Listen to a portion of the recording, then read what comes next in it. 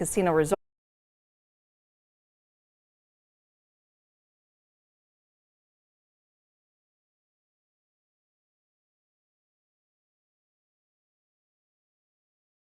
Monday, and I'm back. I'm here on Mondays, Ricky, you're again. Back on Mondays. Monday through Friday. We're getting the whole Monday through Friday schedule back. And don't get me wrong, big time football show, football season. Kind of sad that it's done. I'm sad football season's Penn done. State. One more Penn State game. Yes, They're going to be mowing that lawn. They're going to be mowing that lawn with the bad boy mower. What some people could have predicted in the beginning of the year as the national championship. Many game. people thought that number 2 Penn State and number 4 Clemson were going to meet in the national championship. And here we are. They're meeting on a brisk December 27th at noon in the bad boy mowers Pinstripe Bowl at Yankee Stadium. Who could have predicted that? What a name. What a name. I mean, they've played in it before. Mark Hiller was talking to me last week, our esteemed news anchor, about how he was there the last time Penn State played in the Pinstripe Bowl against Boston College and won an overtime thriller. Back when BC was relevant. Well, that's the thing, is I can't talk trash about Yes, BC. You can't. They beat my program, which is unfortunate. Disappointing. Very disappointing. If you think about it, Sorry, I looked quickly at the TV and I saw the Monsters, Inc. edition of Monday Night Football. You see that, Ricky? Yep. I just can't wait for We got the normal can't wait for the telecast. Nickelodeon playoff game. That's going to be unreal. That's always fun. Yeah. That's always a fun one. And when you get the Nick player of the game, and it's usually the opposing player. Yeah. It's usually good. The MVP. The MVP. Yeah, Penn State, Clemson, and the Pinstripe Bowl. Will Notre Dame be playing a bowl game? They will not be. Oh, they're done. Notre Dame opting to not participate in a exhibition game here in December after spending the first 6 weeks of the college football playoff rankings inside the bracket. The final rankings on Sunday in the final bracket, and the Irish do not find themselves in there. And Miami leaps them, and 2 G5 teams make it in Tulane and James Madison. Now, we're going to spend a lot of time talking about Notre Dame, but I do think it is important to mention that James Madison, led by head coach Bob Chesney, I know he's going to UCLA, but the Copemont native also getting to coach. And I also believe, weren't you saying, Ricky, Dupree, right? Yes, the younger Dakota, Dupree is on that Dakota team? Dupree will be. They'll be You go facing- Lakeland? Yes, Lakeland graduate. He also went there? What year did he graduate? Yes. What year did he graduate? Were you there in school? Were you in school with him or no? I was, but he was a few years younger than me. A few years younger than you? I think he was my sister's grade. That would make him like 3 years younger than me. Okay. 3 or 4. I think he's 3 or 4. So Dakota Dupree, a member of James Madison, The Dukes. he and his Dukes get to go out west to Eugene to play Oregon in the first round. You look at that spread and it's not too friendly. I'm not saying that they can't win. Just saying it might be a bit of a long shot. At 21.5. 21.5 point underdogs. Yeah.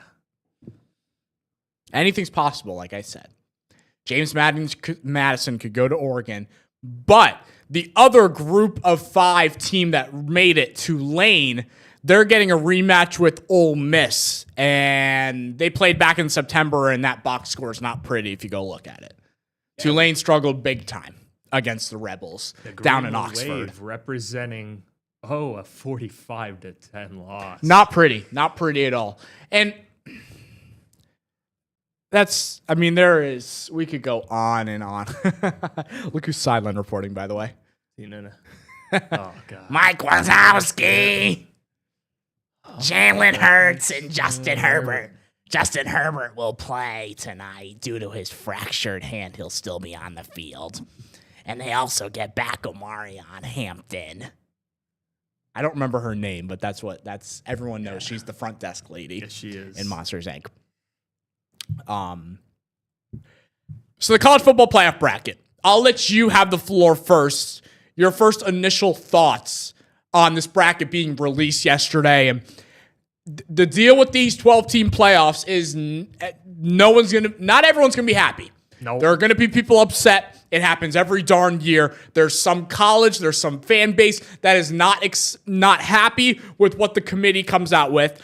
For some fan bases, rightfully so. Other fan bases, they just like to have their attention out there that they are not happy. But Ricky, when you look at this bracket as a whole, what sticks out to you most? Alabama did not get penalized for losing the SEC championship game. I could see that if they lost in respectable fashion, but they got blown out 28-7. That was not a game. Georgia looked like the more superior team, and this Alabama team has not been without their struggles. They lost to Oklahoma just a few weeks ago in a game that they struggled offensively. They lost 23-21. And then, of course, week 1 of the year when they lost to a Florida State team that is now under 500.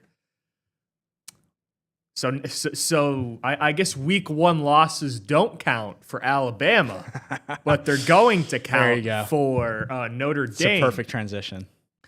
Notre Dame, if you all haven't forgotten, they lost their first 2 matchups of the year. They lost to Miami and they lost to Miami, lost to Texas A&M, both in relatively close games. I think both of those games they lost were by a combined 10 points, maybe less. But it seems the committee didn't see issue with Alabama losing to Florida State, who was under 500, in a very weak ACC conference that has just one team representing them. And honestly, I don't think we saw this coming. I think we both agreed that if Miami and Notre Dame were to play right now, Miami would win. Miami's the better football team. Miami has grown since then, where Miami... Notre Dame, you mean? Yeah, Notre Dame. Yes, Notre Dame has grown since then. Miami, on the other hand, has not grown. You could argue that they've regressed, and the only reason that they got in was because of the fact that the committee felt in a head-to-head matchup, that was the deciding factor. They beat Notre Dame, but you look at what Miami's done to end the year. They lost to... who did they lose? They lost to Louisville, 24-21 in Louisville, and then they lost in SMU. They lost to Louisville at home. That Louisville team at that time was 5-1.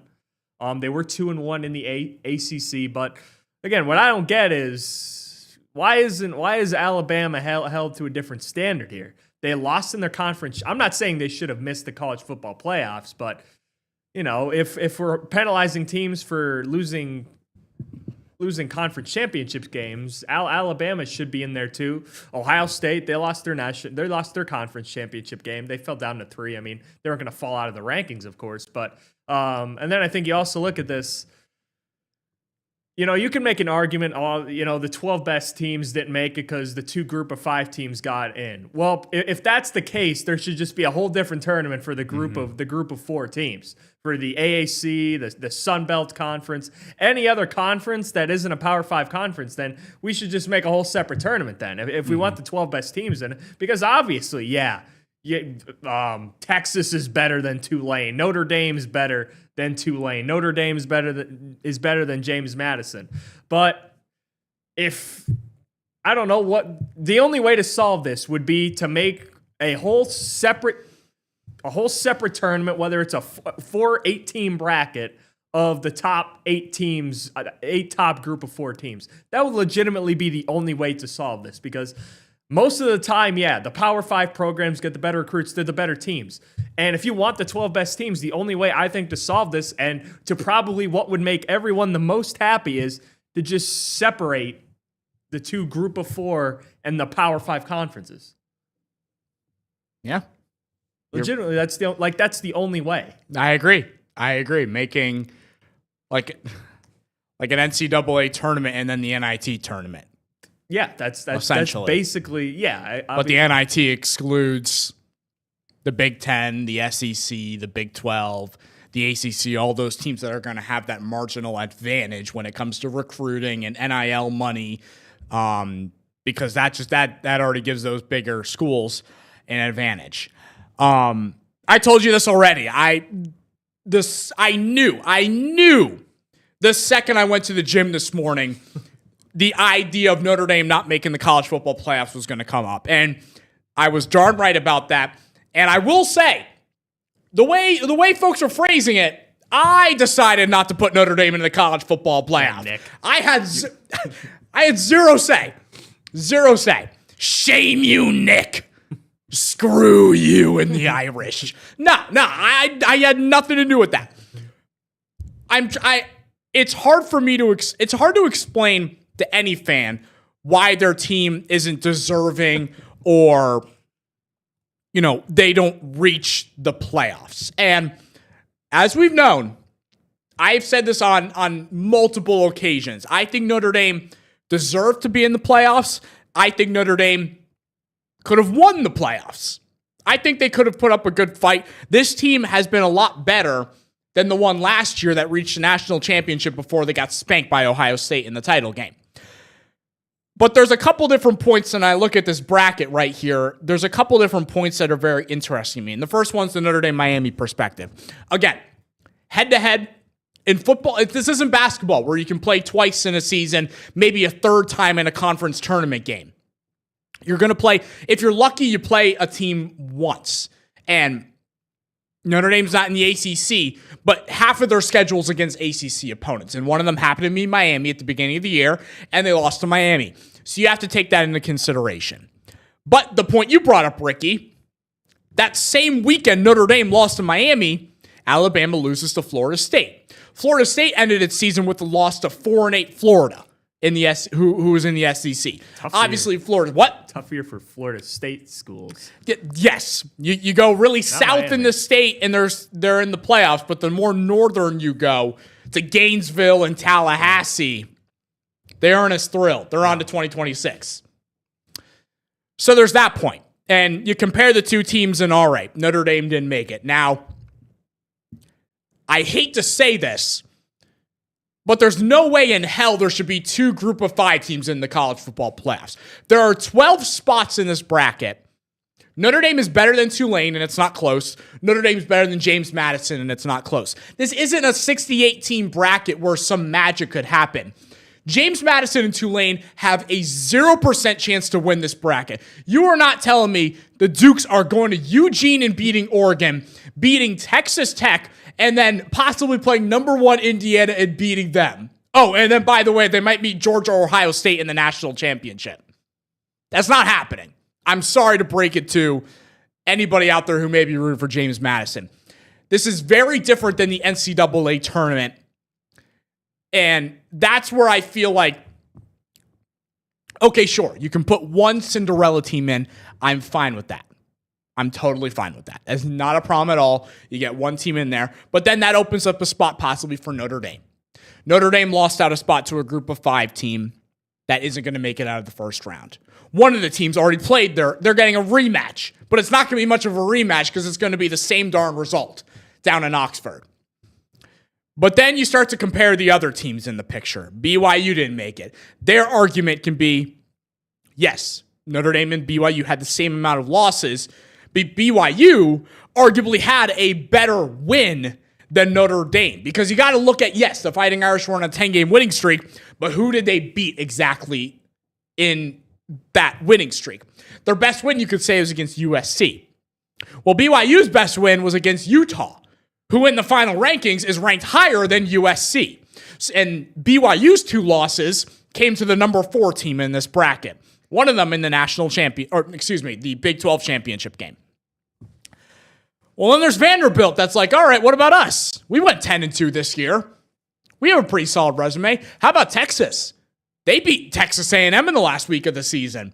They knocked Texas A&M off that bye line. So there are multiple teams right now that are arguing that they deserve to be in. And then the other one, Alabama doesn't really come into the picture. No one's really debating Alabama versus Notre Dame. And yes, Alabama has that brutal loss in week 1, but they also went to Athens earlier this season and beat Georgia on their home field. So yes, they split the season series with Georgia, but they still had that victory over them. They still beat that Vanderbilt team earlier this season. So Alabama has some of those valuable wins that you also have to take into the picture. There's a lot wrapped around this, and the argument can go in circles and circles, but ultimately, Notre Dame's frustrated that they didn't make the playoffs, rightfully so.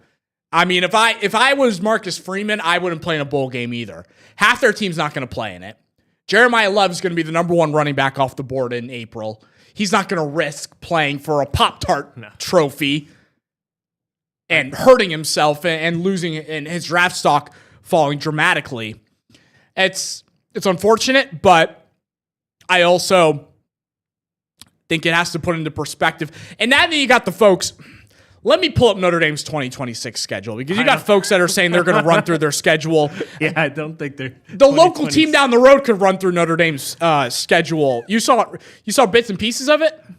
I know there was some debate about if Notre Dame isn't happy about not making the playoffs this year, then they're not going to have much margin for error next year. No. Wisconsin, Rice, Michigan State, Purdue, the bottom of the Big Ten, North Carolina, bottom of the ACC, Navy, Miami in November. Okay. So you can get your anger out in that game. Boston College, SMU, Syracuse, Stanford, USC. So we're going to end up in the same situation where if we're trying to compare wins, their strongest win, who knows how strong it's going to be. Yeah, Wisconsin's not what it once was. No, they're at the bottom of the Big Ten this year. Purdue's bad. Purdue's just bad. Yeah, just SMU. Is it in SMU? I mean, they almost got into the ACC champion. No one in the I mean, sure, Miami's good. They have a great resume, but God. Well, are they going to get a ranked matchup against Navy? We've seen this before. My heart just shatters thinking that I am a alum of the Atlantic Coast Conference. Virginia versus Duke in the damn ACC championship game. That was a good game, though. Heck of a game. Now, did the guy run out of bounds at the I don't know how that wasn't caught, but I think they ended up making up for it because Duke ended up winning that game. But that game was like the Penn State game. One play and it was over. They threw an interception. Oh, my gosh, the ACC. And you say it all the time. If Notre Dame were to join the ACC, they'd run through it every year. Exactly. And I know you've said that. I think there's some shattered relationships. Yeah, I don't think relationships are the strongest. But then why doesn't Notre Dame try to go join another conference? Become a member of the Big Ten. Become a member of the Big 12, the SEC. You got money. Oh, well, yeah, Notre Dame give them has an advantage. that Peacock deal, don't they? Have that Peacock deal? Something with. There's a lot of money and long contracts and a lot of things that are on paper that we don't have time to read. Yeah, Notre Dame. They'll be like if they join. I mean, the Big Ten and the Big Ten and the ACC are the two most conferences that make sense just because of proximity and who they play. Because you mentioned in your schedule, Wisconsin, Purdue. Wisconsin, Purdue, both Big Ten members. The ACC, they play Syracuse, Virginia, SMU. I mean, it would make sense for them to join one of those conferences because in the end, if they join the Big Ten, they're probably battling with Ohio State, Oregon, and whoever else comes. Indiana right now in the Big Ten, and you look at the ACC, they're the odds-on favorite every year. Yeah. I mean, so if they're looking for a guaranteed playoff berth every year, probably join the ACC because it's got you'd still face some tougher opponents. Miami's tough. Clemson, depending on the year, Clemson was supposed to be tough, but I mean, I just don't know why it would. Because again, I don't think it's. What's the reasoning for not joining a conference? Do they feel it's less money for them? Do they feel it's just? Is that what it's coming down to? I just think Notre Dame believes they're their own brand. They I mean, they are their own brand. They're one of the. I mean, you can't question the fact that they are the college. I mean, when you find Notre Dame fans all over the country, they're everywhere. They are everywhere. They're everywhere, and I just think they're their own thing. They feel like they're in their own league, and that's why when you see people, Notre Dame was probably in the rankings and considered for a playoff spot. You get rid of the Notre Dame and you look at that resume. I don't think that thing is touching a college football playoff bracket if that doesn't have Notre Dame on it. But Notre Dame's going to bring in viewership. People are going to watch Notre Dame because it's Notre Dame. And the reason they're not in a conference, I mean, I think, again, it goes back to millions and billions of dollars of negotiations and people in finer suits than me and, arguing on a table like this, that just negotiating things that are beyond what I can even fathom. But at the end of the day, if we had a 16-team bracket, Notre Dame would be in it. And I think... Then someone else would be complaining. But then, yeah. So USC wouldn't make it. And then the Trojans out there in the West would be pissed off. Yeah, no one can be happy. No one can be happy. The other thing, too, is, you got to give it time. The other thing is I don't know what the committee exactly looks for. And that I think is also a big, it's a big argument. Seems like they can deny, they favor the SEC.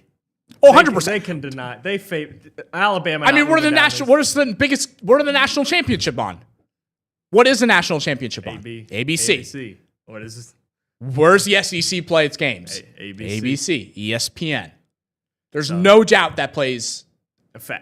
That plays a factor. They can deny it. I mean, but 5 teams from the SEC. Them talking about Alabama and how they put up a fight with Georgia in the first half. And again, there was a valid argument. They ran for negative 3 yards the whole game. That was another thing. Ty Simpson didn't play his best game. Ryan Williams also. But Georgia, for the most part, controlled that game. Yes. That's why they're my pick to win the whole thing. To win the Natty. I don't know. I think it's a pretty competitive. I think it's going to be a really fun bracket. I think something about Indiana's had a special year. I think Indiana could still, again, they beat a really good Ohio State team. I mean, people still thought Ohio State's going to turn. Their defense looked unreal, Indiana. They did. They shut down a really, really good freshman QB, a Heisman finalist in that. They really limited that Ohio State offense. They turned them over. They couldn't run the ball. And then Indiana, Fernando Mendoza made some plays down the stretch like he's done all year. He did against Penn State. Mm-hmm. And that team, again, they've just been the story of the year thus far. And they've probably been one of the better stories in college football, I think, maybe in the last 5-10 years. And how Curt Cignetti has turned that around into the Sig 10 instead of the Big 10. Yeah, they have the most losses in college football history, in FBS history. And the fact that Cignetti did what he did at James Madison and then went over to Indiana and in 2 years has turned before the season it was who's going to be the Indiana this year. Well, the Indiana of last year has been Indiana again. They've pretty much rewritten their story. Yeah, I mean, by 2030, we'll have 128 teams, and we'll play a 3-week regular season, and then it'll be a 18-week playoff at that point. Yeah. We're coming up with new bowl games. We'll name a bowl game after you, Ricky. The Ricky Turner Invitational. Maybe they can name a bowl game after all the brands you've driven in the last month. Subaru, Audi, Jeep. The Subaru, Audi, Jeep Festival, presented by 2822 Sports Betting. All right, we got to get a break in. We'll get to Penn State in just a little bit. They introduced their head coach, Matt Campbell from Iowa State, earlier today, and it seems like things are optimistic. Things are optimistic in State College, so we'll detail that right after this break.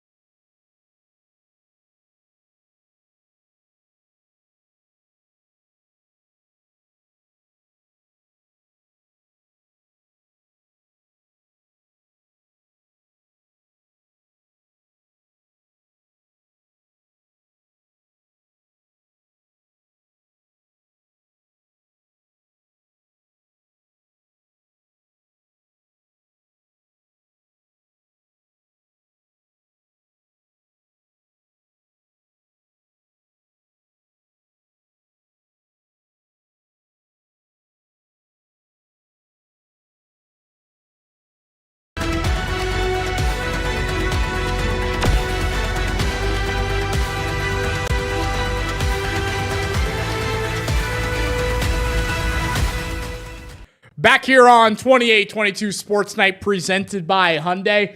I'm trying to figure out which player Mike Wazowski is on the field right now. Yeah, I was trying to figure that out too. It looks like he's on the Eagles. Yeah, it looks like he's on the Eagles defense. Yep, Sully. Oh, no, they're probably going by the colors because Sully's like a blue and purple. Is Sully Omarion Hampton? Or no, is he Kamani Vidal? Oh my God, we just saw this. Go Sully. He turns on those jets. Look at those flames behind him. Tracked down by Zach Bond. Dan Orlovsky was doing a segment earlier on NFL Live as his Monsters Inc. character. And he was just like, the way he was just like moving his fingers. We've got to get on here one time. We got to do a special like Despicable Me. You could be Gru on the show, and I can be one of the minions, but you'd have to talk like Mr. Gru too. That'd be a long show. That'd be a long hour. That'd be a long hour. Your voice would be gas. Yeah. Hopefully we've settled down, people. I get it. It sucks. Notre Dame's not in it. They'll be back in 2026. They're going to be fine. CJ Carr will be back. The running back Price. Yes. Will be back. He's a good back. They're going to be all right. It's unfortunate. I had my one buddy that a couple of siblings went to Notre Dame, so he's a massive Notre Dame football fan, and he said, I'm not watching the playoffs. I said, all right, that's fair. You do what you want to do. I guarantee you will be texting that first Friday night when it's Alabama versus Oklahoma that you're watching, and then we'll send the receipts back to you. But I understand the frustration. I'm trying to think if there's like any last things I want to say to try to soothe the Irish fans because I know it's a difficult time. There isn't, right? I mean, it is what it is. You're going to get to watch Texas A&M versus Miami, the two teams that beat you and ultimately left you out of the bracket. One of them will lose, and then one of them will go play Ohio State. So maybe they're big Buckeyes fans now. That's what I can say. If you're a Notre Dame fan, root for Ohio State, which feed me an Ohio State-Georgia semifinal because that would be arguably the two best teams. And the two most talented teams in the tournament. Yeah, I just, again, like I said it, I think Georgia, they've been underlooked a little bit this season. Yeah, they haven't been that because the Big Ten has been so dominant because you got Ohio State, you got Indiana, you got Oregon. 3 of the top 5 teams in the bracket are out of the Big Ten. So, and there really wasn't, I think we had this discussion last week where we didn't have one of those classic undefeated versus undefeated SEC games in November where one team is number 1, the other one's number 3 in the country, and they go into Tuscaloosa and knock off Alabama. We didn't have one of those games, and while they played each other, it just it had the same feel, but record and number-wise, it just wasn't the same. So I think Georgia never reached that number 1 in the country because the Buckeyes were locked in there all season before losing on Saturday to Indiana, but should be a really fun game. Let's get to Penn State now. Matt Campbell introduced as the next coach of Ohio State. 8 years, $70 million contract. It was announced today as the Nittany Lions took that next step in their, I believe he's the 17th head coach in program history after a decade in Ames as the head coach of the Cyclones. I was listening a bit to his press conference, and what I took away from him just seemed very authentic, seemed very genuine, seemed like he was happy to be at Penn State. And when you're at a place for a decade like he is, you already know there's that loyalty factor with him that he's going to stay at a place and he wants to build it. And it seems like that's what he wants to do here at Penn State. And he understands the struggles. He gave a lot of credit to Terry Smith and the players for not giving up. And that was one of the biggest things that really stuck out to him was finishing the regular season on a 3-game winning streak. And obviously they have an opportunity to go to the Yankee Stadium and end the season with a winning record, win a 4th game in a row. And I don't think he's necessarily going to be the head coach for that game. I think he's more focused on 2026, but he had a lot of positive things to say. And I think it's really optimistic for Penn State fans who been in the dumps. You've been in the dumps for a couple months now, and it's been a long few weeks ever since Franklin got fired. I went back a little before that too. That double OT loss to Oregon, where I was sitting in Scott Township next to some other Penn State fans, and they all left the Turner household. We weren't at your house. We weren't at your house. We were at your friend's house. Regardless, everyone left in an orderly fashion line very quietly, and emotion was down. And I think that was the entire state of Penn State fans. But he brings a winning resume, and he was talking about the fact that he's won since he was a player in college at Mount Union. He's won multiple national championships, not at the Division I level, but he's won national championships along the way. He knows what it takes to win. Now, winning the college football playoffs is a little different story. Knowing some of the teams you're going to have to go through in the Big Ten. USC's on the rise. You got Oregon. You got Ohio State. Michigan, with Bryce Underwood's going to have another year. This is his first year under his belt. He's going to come in next year with that experience. You got a couple teams slowly on the rise. Indiana now is a powerhouse with Cignetti in town. So there's a lot to be optimistic about. I think folks look at Penn State and think they're on a trajectory downward and things aren't heading in the right direction. But at the end of the day, as long as this head coaching search lasted, you got a guy from a Power 4 conference ultimately, Power 4 conference, and it sets you up to be all right going into 2026. Yeah, and I honestly forgot Matt Campbell up until it was announced, I think late last week, that they were nearing a deal. Because he's a guy who has had success at Iowa State. I think won 2 Big 12 titles there. Most notably, I think Brock Purdy, that last year with him, where I think they went 8-4, and notably bringing him up and the success he's had in the NFL and the strong relationship that they have as well. But it's, again, I like the hire. I think it's certainly a step in the right direction. I think people pointed to his record against top 25 opponents, but you also have to remember. Here we go. You also have to remember Iowa State doesn't have the talent and the recruiting that Penn State is bringing in each and every year, and Matt Campbell touched on that. Matt Campbell said.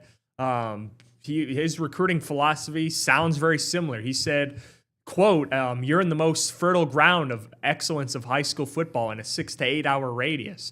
Everything will start building with high school football and continuing to do a great job in the state and our surrounding states, and nobody's going to attack more than us. And that's exactly what Franklin did. This is a very, again, high school football rich area of the country. You have PA, you have Ohio, you have New York, and that's typically where Penn State likes to attack. They like their homegrown talent. They like keeping players in state, and that's something that they have been very prideful about. That's something James Franklin was very prideful about. And again, that's probably the way you have to attack this. Matt Campbell typically wasn't a guy who used the transfer portal a lot. He brought in players. I think one of the more notable players he brought in recently was Jaden Higgins, who is now a wide receiver for the Houston Texans, made some plays for them in a big victory against the Chiefs on Sunday night. But Campbell's philosophy sounds a lot like Franklin's in a way, and maybe that's not what you want to hear, but the recruiting-wise, I think it's absolutely what you want to hear, because there was no problem with no question about James Franklin's recruiting and what the people he can bring in. There was never any question about that. It was about results, and that's what bringing Matt Campbell in, who has won 2 Big 12 titles, who won over 70 games at Iowa State, who was a guy built on loyalty. He's a guy who had his players' respect and had a lot of respect in the Big 12. So overall, I mean, he said all the right things. I don't think you went out of this press conference and be like, oh God, Matt Campbell, I'm not sure about this guy. I think he said all the right things. And, now going forward, they're behind the 8 ball a little bit because of the recruiting issues we mentioned last week. But in terms of moving forward and how they're going to attack this, you're probably going to see some gradual improvement maybe in the year after and the year after that in terms of recruiting and getting this team back on track. But in terms of this year, they might have to rely a little bit more on the transfer portal than maybe what this program and Matt Campbell have been used to. Which I'm sure he could look at his former program at Iowa State. I'm sure he could bring along some guys to State College, and he says he's going to do a in-depth search when it comes to building his staff and meet with all the people in-house first at Penn State. Jim Knowles also retired. Or Jim Knowles left the program, if you didn't see. I did see that, yes. Jim Knowles had a difficult... When you go from winning a national championship to a defense that was struggling majorly, and you sometimes... I don't think his coaching ability was ever a question. I just think I think his schematics, I've heard, looking at it, his schematics, it was a really hard scheme to adjust to. And I think that's what a lot of the players echoed as well in that locker room. Just the schematics of that scheme and going from one scheme to another when Penn State's defense was already dominant. It's certainly an adjustment. Mm-hmm. No, I mean, like you said, he said all the right things. There's... You got to give credit to Mr. Pat Kraft saving his behind. He said they got their guy.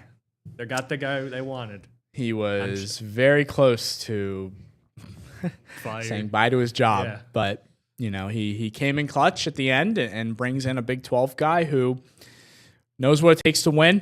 He's going to bring his talent, player-wise, coach-wise, build a good staff, build a good roster, and whether it's Grunkemeyer at quarterback or he brings in someone else for a competition, do they bring, go back and try to get Pribula maybe? I know it's a long shot, but with Pribula coming off an injury at Missouri, does he, come back now that Drew Aller isn't there? And, he had some really good moments with Missouri's program. They were ranked before he got injured. And, Campbell's a guy from Ohio. You touched on the different area, Pennsylvania, Ohio being strong recruiting points. Well, he grew up not, a few hours from Penn State, so he's familiar with the area and how much football's beloved. And it seems like it's a really good hire for Penn State. And I don't think they're going to be a team that's at the bottom of the Big Ten next year. I think they can definitely make some noise winning 8-9 games. I mean, the schedule is favorable for Penn State. They got Temple. I got losing Owls. Put one L on that schedule at least. Those Owls. Right. Are they on the road? Is that the link? That's at the tough place to play. At the link. The link's a tough spot to play in for those Temple Keeler. Owls. Yeah, Casey Keeler going into his second year. Fell one game short of a bowl game, so hopefully. With all these people opting out, all these teams, they should have an opportunity to go step in and play for one. Temple was deciding. They were contacted, but they didn't decide quick enough. They were mulling the decision, and some other. I think Appalachian State got accepted the invite. What's taking them before. so long? I don't know. They did. I said they put out a release yesterday on it. Hey, sorry, we were mulling the decision. They said that we were contacted, but yeah, they mulled their decision a little too long, I guess. The basketball season got us really excited, and we slipped on this note that came to our desk asking if you wanted to play for a bowl game. Unfortunate for the Owls. Would have been nice to see the Owls play some postseason football. My program didn't get asked to play postseason football. Okay, there's always next year with Fran Brown. Then they'll have a peanut butter and jelly back. Peanut butter Steve and jelly. At least my boy signed. What's his name? I forgot what his name is. Tuesday? The 5-star receiver. No, not Tuesday. I don't want a rapper at wide receiver. I want football players. Oh, my God. Circus is going to be so bad next year. Oh, what's his name? Was it Bryant? Forget his name. It's slipping my mind right now. Anything else on Campbell? I think we covered a good amount of it from his press conference. Again, he's going to say all the right things. It's an opening press conference. There's not going to be anything. It's really hard to screw up. It really is. I mean, unless you're saying hey, James Franklin, he did a really bad job, and I'm here to, pick up the pieces and put them back together. He didn't say anything along the lines of that. He had a lot of respect for what Penn State's done over the last several years, and his job is to turn them into the best college football program in the country. And they took a step back this past season. They were on the right path when they were a play away from playing for a national championship game. But now Campbell steps in, and he knows what the expectations are. He knows that Penn State fans expect to win those big games, and they didn't do it. They didn't do it. And Campbell, maybe Campbell obviously doesn't have the track record of doing that either, but like you said, it's going to be a much different roster. If he can recruit the right guys and bring in the right portal guys, we've talked on numerous occasions. It's not hard to recruit people to Penn State. No, it's not. Talk about the atmosphere. 100, not many places you can go to that fill 100,000 plus in your stands. So really, really a good spot for Matt Campbell, and definitely exciting to see what they look like in the Pinstripe Bowl against Clemson, and obviously in 2026 when we get to that point. But we still got a while away until Matt Campbell coaches that first game. All right, let's get another break in here on 28-22 Sports Night. When we get back, we'll touch on some more college football, maybe a little NFL too. Steelers, 7-6. They're like, you know what we're going 6.5 and 6 in some folks' eyes, maybe 7. No, there's no half wins. 9 and 8. We're on the right path. That's right. All right, we'll be right back.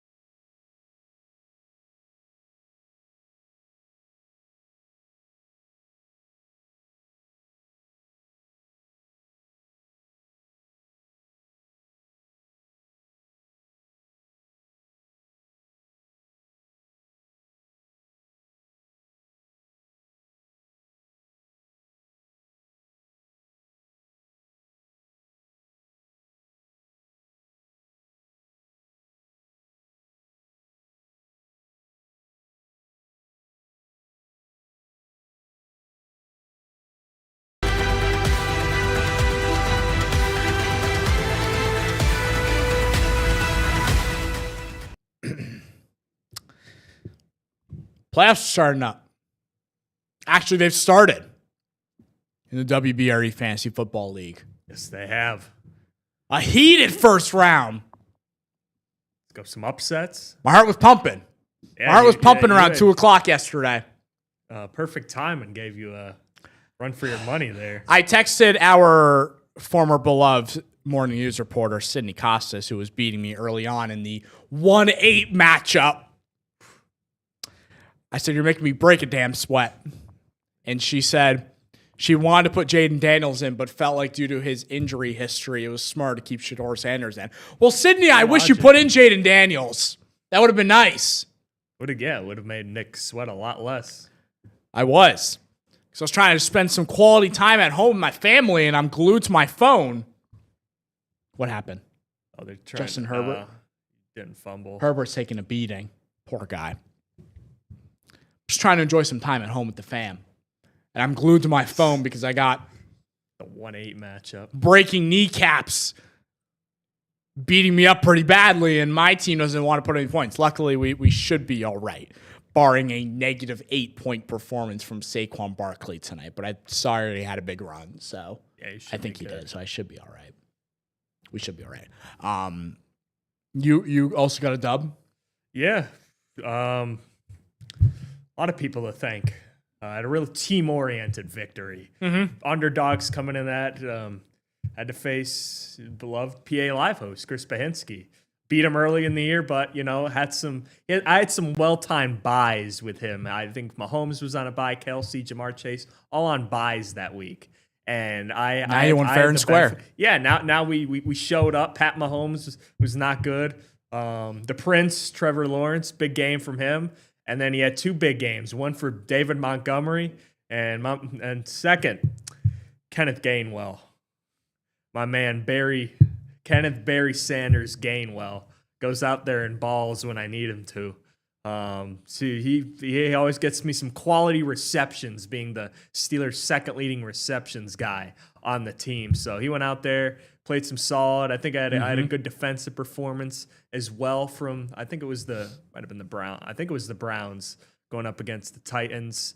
But yeah, real team-oriented performance, trying to close it out tonight. I think I have Ladd McConkey, and I forget, I think I might have Jake Elliott trotting out there for the Eagles. But yeah, we could be seeing each other next round. Yeah, the standard is a standard for your team. That's right. Standard is a standard for your fantasy team. That's we might see each other next week. Maybe, you know what we should do next Monday for the podcast? Whoever loses here on the pod, it should be. Said I have to make awareness of that beforehand. You know who else plays next Monday night too? The Pittsburgh Steelers. That's right. They do. So it's the Miami Dolphins. All right. A couple days ago, you're telling me I want to go 6-11. Are we still on the boat of I want to go 6-11? Or now is it let's win the damn AFC North and let's win some playoff games? And let's keep Mike Tomlin in town for another 3 years. Okay, you had me maybe up until that last part because some reports came out, I believe, late last week regarding Mike Tomlin having a team option for 2027 and him being only under contract until until the end of 2026. So Pittsburgh would have to make a decision next March on his contract. I'm still of the mindset I want a good draft pick, but someone's got to win this division. Someone's got to win this crappy. Whoever will is going to get their Christmas gift is going to be the Buffalo Bills and Josh Allen. Probably, and they'll probably lose. But unfortunately, someone has to win the division. And right now, in pole position as of week 14, the Pittsburgh Steelers sit in pole position. Now, again, I was not confident going into this Ravens game because Baltimore, we saw what happened the last two matchups of last year, and it happened again. Except Pittsburgh, for some reason, won this game. Pittsburgh has won 3 games since World War II happened, where they have won while being outrushed by 170 more yards or more. That's wild. Who all 3 of those games have come against? The Baltimore Ravens. 2020, 2021, and now 2025. And they did it again. They ran for over 200. Wait. I'm confused. Where did World War II come into effect? It was just a stat from the World War II era up until now. Pittsburgh has won. You could say in the last 5 years, I guess if you want to say, wow, Pittsburgh is better than... No. I would rather you say since World War II. But no, that's just what I've seen. They've won 3 games since 2020 where they've been outrushed by 170 yards or more. And all of those games have come against the Ravens. It's not been pretty. That game was not pretty. It was anxiety filled because Pittsburgh was up 14 at one point. And then Baltimore scored right before half. Pittsburgh responded with the field goal. I think they're up 20-9. But again, that play in the fourth quarter, Baltimore's driving down the field. I think it was the play after Zay Flowers' 33-yard reception. They're at the Pittsburgh, 13-yard line. Touchdown, Isaiah Likely. Nope. Because according to the NFL catch rule, you've got to make another football move after that second step comes down. Is it a third step? Is it just securing possession? Is it extending? But for some reason... We don't know.